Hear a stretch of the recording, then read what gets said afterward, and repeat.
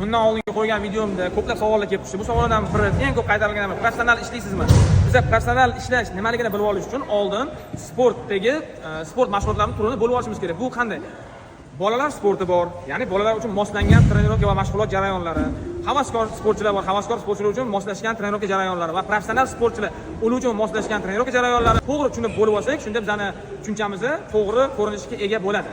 Hozirda mana bolalar sporti qanday mashg'ulot jarayoni olib borish to'g'risida video qilamiz. Masalan, mana bu bolalardagi harakatli mashg'ulotlar. Bulardagi tayanch harakat tizimi, orqa miya, vestibulyar tizimni yaxshi rivojlanishiga olib keladi. Harakatli mashg'ulotlar bolalarda o'z muvozanatini yaxshi saqlash uchun ko'proq yordam beradi. Endi biz 5, 6, 7 yoshli bolalarga kelsak, ular 90% harakatli o'yinlar, harakatli mashg'ulotlar, akrobatika, gimnastika, yiqilishlar, to'ntarishlar, ag'darilishlar 10% texnik mashg'ulotlar bo'ladi bolalarga. Bu 5, 6, 7 yoshdagi bolalar uchun. Chunki hozirgi zamonda bolalar ko'p uyda o'tiradi, telefon, oldin bizning yoshlik davriga o'xshab ko'chada o'ynash, daraxtga chiqish, kim uzoqqa sakrash degan ko'chada o'yinlar yo'q. Hozir hammasi telefonda bo'lib qolgan hisobiga. Ana endi u bolalar 4-5 yildan keyin 11-12 yosh bo'lganda ular o'sha bemalol havaskor kurash bilan yengilroq shug'ullanib ketadi agar yoshlikdan boshlasa.